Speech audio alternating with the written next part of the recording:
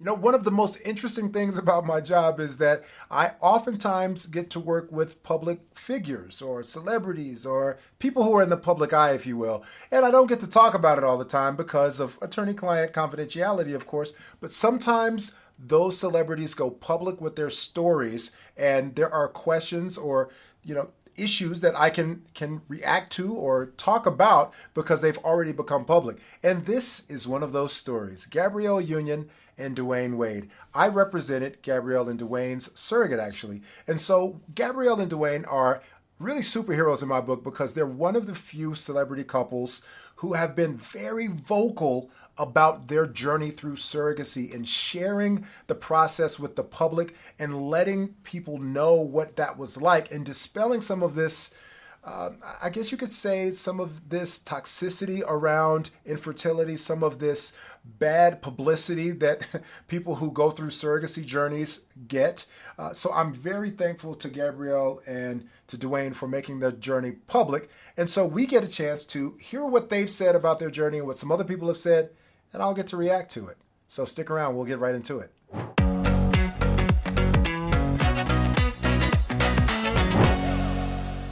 Hello, my name is Corlandos Scott, and I am a surrogacy attorney based in Los Angeles, which means that my practice revolves around helping people grow their family through surrogacy. And it also means that I help surrogates who are going through the process of helping someone else have a baby. And in this particular episode, we're talking about a situation where I represented the surrogate of a quote unquote public figure or celebrity couple who has been very vocal about it. So I want to jump back into part 2 of Gabrielle Union and Dwyane Wade's story surrounding their surrogacy journey. Let's see what happened and let's talk about it. What was the most hurtful thing that was said to you during the process of you trying to figure out what you were going to do, going through miscarriage after miscarriage? Throughout the process. There's been I wasn't so really, many. I wasn't really, I tried to tell my wife the same, don't look at that stuff. I think for me, the most hurtful thing was once we had our baby and everyone started to talk about why is she in the bed holding a baby, why she got a gown on, why she acting like she just had the baby. And it's like, once again, it's, people are uneducated on the process and why we decided to go skin to skin as soon as our baby came out. And it was, to me, it was just like, Yeah, I heard some things about the hospital gown. You want to explain that? Yeah. When our surrogate, her water broke, I was in LA. I was actually headed to work. Luckily, I have an amazing job, and being the boss actually kind of helps in these situations. Yeah. Me and Jessica Alba. So we already had a plan in place. Plan immediately kicked in. I headed down to the hospital. Dee got on a jet. We were immediately there. It was a really long labor, so we were all just kind of waiting and preparing and praying. And my mom flew in, and so by the time the doctor decided to do a C-section, that was not our birth plan, but that's what ended up happening. The cord was tied around her ankle. So she had to come out via C-section. But we had our own room from the time she was born. Our surrogate's husband, me and my husband, we all had a chance to all bond together. It took all of us to create her. So we all had this time together. And we all, our surrogate went into recovery, and us and the baby were able to go immediately to another hospital room. But it's a hospital room. It's the beds that are used for pregnant women. It's not the bed that we would have chose, because obviously he's Shrek and cannot fit in a regular hospital bed. But we climbed in there together. I got a hospital gown. I had one of my New York and Company sweaters on, but skin to skin was kind of hard. And because the doctors kept coming in and other family members, a gown is easiest to slide to have, being fully, Yes.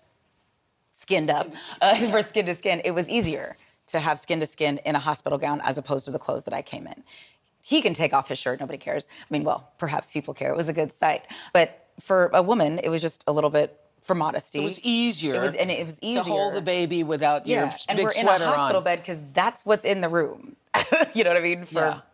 because it's a hospital room. And so people had stuff to say about Wow. I do, like I said, remember when this happened and they shared photos, which again, not a lot of people do. Celebrities or not a lot of people share the photos publicly of them in the hospital room, with their brand new baby. And Gabrielle Union and Dwyane did that. They shared the photo of themselves doing skin-to-skin contact with their baby in the hospital room. And I never thought about the point that Gabrielle just made, that it's not like we were going to bring another bed from home. We were in a hospital room, so we sat in whatever was in there, which was a hospital bed. But of course, the public and some really, nasty people in the public were saying, look at her pretending to be the mother. Look at her pretending to have delivered the baby. Look at her pretending to have just given birth. How dare she wear a gown and all that? And, I think it's just amazing that she pointed out the fact that, people wear hospital gowns for a reason, because it's easy to maneuver a hospital gown to take it on and off when you're being examined. And in the case of a pregnant woman who just delivered, it's easier to do skin to skin. In this case, Gabrielle was the mother, or is the mother of the baby. And so she was the person doing skin to skin. And like she said, with people, family members coming in and out, you don't want to have to pull a sweater over your head and off, over and off and over and off and over and off again and again. So you have the gown that you can just untie, do skin to skin, cover the baby. When you pass the baby off, you can tie it back up. So it was convenient. But that's not how the public looked at it.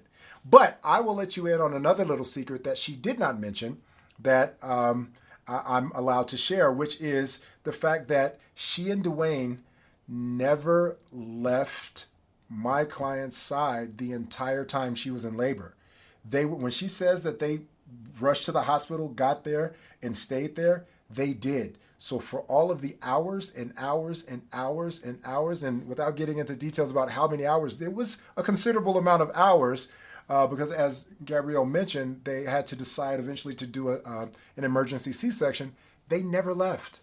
They stayed by her side, and that was important, so that when I see Gabrielle say, we celebrated together because it was an effort on all of our parts, I firsthand know that because I have a relationship with the woman who delivered the baby, and I know that they did exactly what they just said. So if she had a photo where she looked tired, yeah, you would be too if you had been up for hours, regardless of whether you delivered or pushed the baby out or not. If you had just stayed awake for hour upon hour upon hour without any sleep, and you're trying to be there for your newborn, you may look tired too. So I think it's amazing that they were open about that. They came forward and talked about that. And I hope that this gives more people the courage to either explore the option of surrogacy or be more public about their surrogacy journey to maybe help erase some of that stigma for the person coming behind them. So let me know in the comments below what you think about what Gabrielle and Dwyane just said.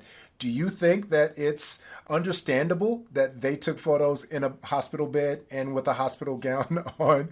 Or do you think, like some of the other people online, that it's heresy that she would wear a hospital gown in a hospital and rest on a hospital bed in a hospital? Either way, I want to know what you think and why you think it. So go ahead and leave me a comment below. Oh, and while you're down there, just go ahead and subscribe and like the channel.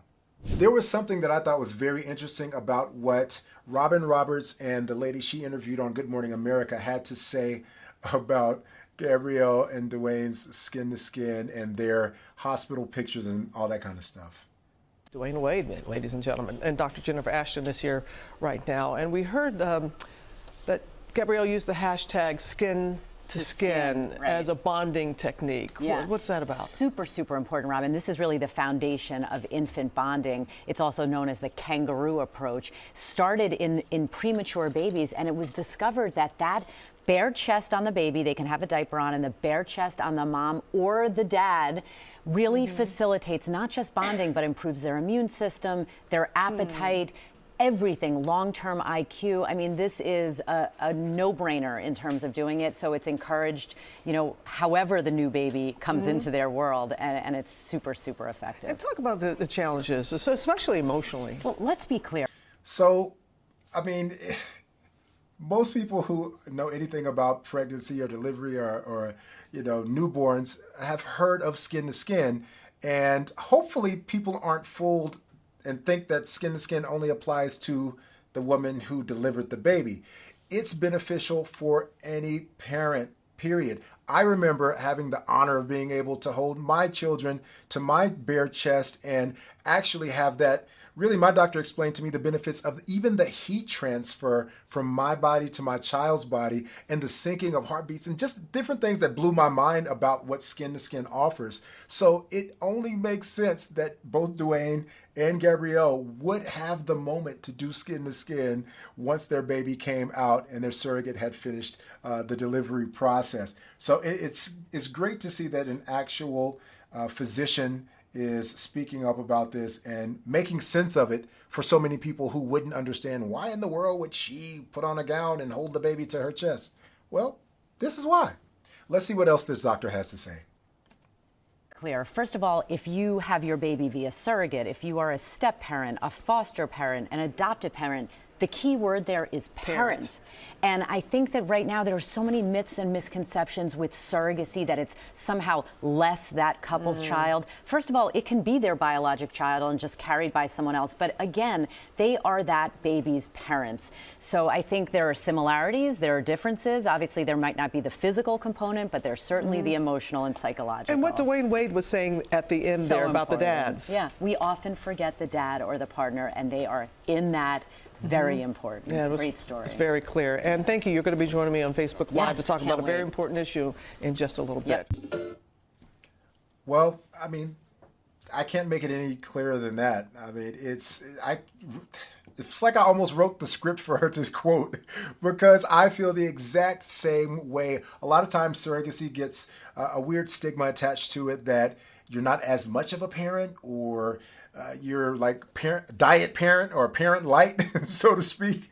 But all of these same things and same conventions that are important if you were to deliver a child yourself are also important if you're having a baby via surrogacy. So we should really keep that in mind when we're commenting on and looking at and talking to people who have grown their family through this amazing, amazing assisted reproductive technology of surrogacy. If you're in the position where you're looking to grow your family through surrogacy and you're wondering what all goes into it, how do I do this thing the smart way? I have something for you.